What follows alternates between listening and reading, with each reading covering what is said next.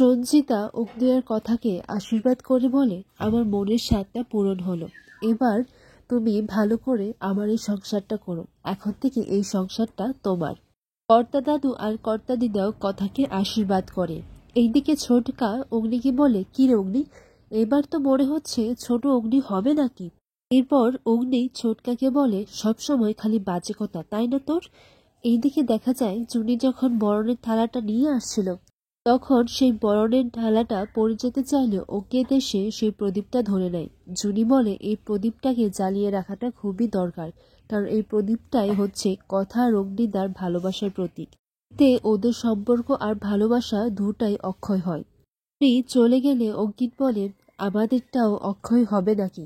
এইদিকে প্রত্যয় ঋতুকে দেখে যে মিষ্টিগুলো নিয়ে যাচ্ছিল, একের পর এক মিষ্টি তো মুখেই দিচ্ছিল। ঋতু বলে যে এটা তো শেষ হয়ে গেছে, আমি আবার নিয়ে আসছি। আর তখন অঙ্কিত এসে একের পর এক মিষ্টি খেয়েই যাচ্ছিল।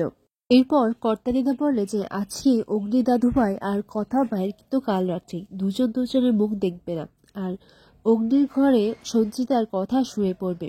পর কথা অগ্নিকে বলে, আপনি যেন আমার মুখটা দেখতে চলে আসবেন না, বুঝতে পেরেছেন তো? এই নিয়মটা অমান্য করবেন না। এইদিকে অগ্নি তার ভাইদেরকে এটাই বলছে যে তোরা কিন্তু আমাদের সাথে যাবি, হোটেল বুক করতে হবে, সি বিচটা বুক করতে হবে, আরো কত কিছু। এরপর আক্কি বলে, না না, এটা তো তোদের মুভমেন্ট, তোরা এনজয় কর, আমরা কি করে যাব? তখন অগ্নি বলে, না শোন, আসলে আমি এই দিনটা ওর জন্য স্পেশাল বানাতে চাইছি, আর সেখানে তো তোদের হেল্প লাগবে, তাই তোরা যাবি, বুঝতে পেরেছিস? আচ্ছা, আমি এখন বুকিংটা করে নিচ্ছি। অগ্নি হাসতে লাগে।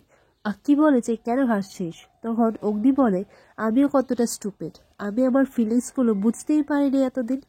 বলে, আরে ল্যাপটপটা তো আমার ঘরে রয়েছে, দাঁড়া আমি নিয়ে আসছি। আক্কি বলে, কেন, আমাদের কি কারোর ল্যাপটপ নেই, নাকি তুই কথাকে দেখতে যাচ্ছিস?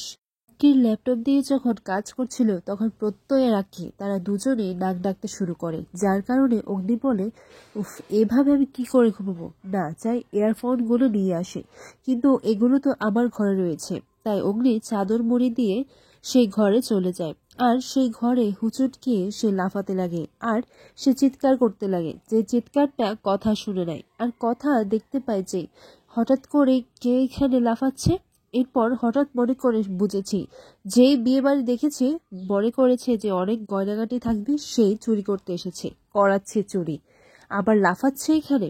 এরপর হঠাৎ করে কথা পেছন থেকে এসে অগ্নিকে মারতে লাগে, ওকে ভেজাই মারতে লাগে। আর অগ্নি এদিকে চিৎকার চেঁচামেচি করছে।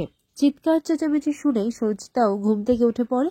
সঞ্চিতা চিৎকার করে সবাইকে ডাকতে লাগে, আর এদিকে কথাকে বলে, ওকে আর বেরো না, ও যদি মরে টরে যায়। দেখা যায় সবাই চলে আসে, প্রত্যয় আঁকি ছোটকা তারাও এসে অগ্নিকে মারধর করতে লাগে, আর সাথে কথাও। এবার অগ্নির তো এইদিকে খুব খারাপ অবস্থা হয়ে যাচ্ছিল। এবার আপনারা বুঝতে পারছেন তো? হঠাৎ করে প্রত্যয় সেই চাদরটা উঠিয়ে দেখে যে এটা তো চোর নয়, এটা তো বিগ ব্রো।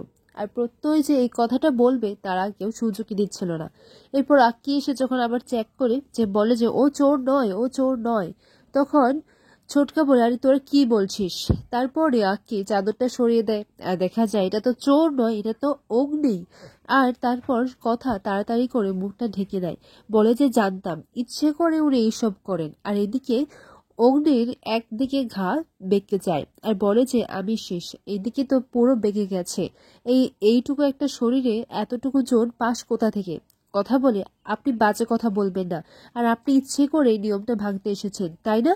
এরপর অগ্নিকে নিয়ে যাওয়া হয়, বলে যে চল চল, তোকে নিয়ে যাচ্ছি আমরা। এবার কথা বলে, দাঁড়ান দাঁড়ান, এখন তো অমঙ্গল হয়ে গেছে, আর দোষটা তো কাটাতে হবে। তারপর আর কি? এরপর কথা তার মুখটা ঢেকে দোষ কাটাতে লাগে, আম পাতা জোড়া জোড়া, এইটা বলেই সে দোষটা কাটিয়ে ফেলে। আর অগ্নিও এই বেকা শরীর নিয়ে কথার সাথে সাথে ঘুরতে লাগে। কি অবাক কাণ্ড! তা যাই হোক, পরের দিন সকালে আমরা দেখতে পাই যে আক্কি আর প্রত্যয় ঘুম থেকে উঠে পড়ে, আর অন্যদিকে কথা নিয়ে এসেছে হলুদ আর নিম বাটা অগ্নির আঘাতে লাগাতে, যাতে করে একটু ব্যথাটা কম হয়। কথা এটাই ভাবতে লাগে যে উনি হয়তো আমার উপর অনেক রেগে আছেন, আর রেগেই তো থাকবেন। কথা বলি, তুমি এক একবার এমন কিছু কাজ করো না, তোমাকে নিয়ে জাস্ট ভাবা যায় না। এইদিকে কথা এসে যখন অগ্নির গায়ে সেই প্রলোভটা লাগিয়ে দেয়, তখন অগ্নির ঘুমটা ভেঙে যায়। বলে যে তুই এখানে এসেছিস, তুই কি আমাকে আবার মারতে চাইছিস নাকি? তখন কথা অগ্নির ঠোঁটে ছুঁয়ে বলে, আপনি সকাল সকাল এই অশুভ কথাটা কেন বলছেন? যদি কিছু হয়ে যায়? তখন অগ্নি বলে, আরে আমি তো কথার কথা বললাম, তুই এরকম কেন করছিস? এরপর অগ্নির হাতে সে প্রলেপটা লাগিয়ে দেয়। পর অগ্নির কথার ছোঁয়া পেয়ে কথার দিকে তাকিয়ে থাকে, আর কথাও অগ্নির দিকে তাকিয়ে থাকে। এরপর অগ্নি যখন কথার চুলটা সরায়, তখন কথা লাজুকের রাগা হয়ে সেখান থেকে চলে যায়। অগ্নি বলে, আরে কোথায় যাচ্ছিস? অগ্নি হাসতে লাগে, আরে আমাকে প্রলেপটা তো লাগিয়ে দে, খুব ব্যথা করছে কিন্তু, লাগিয়ে দে। আগামী পর্বে দেখা যায় অগ্নি স্বইচ্ছায় কথার ভাত কাপড়ের দায়িত্ব নেয়, বলে যে আজ থেকে আমি তোর ভাত কাপড়ের দায়িত্ব নিলাম। এরপর দেখা যাবে যে আগমন হয়েছে নতুন শত্রু, সে হচ্ছে প্রান্তিকের ভাই। আর প্রান্তিক বলে যে ভাই তুই এসেছিস? প্রান্তিক বলে গুহবাড়ি, অগ্নিব গুহ আর কথাকলি।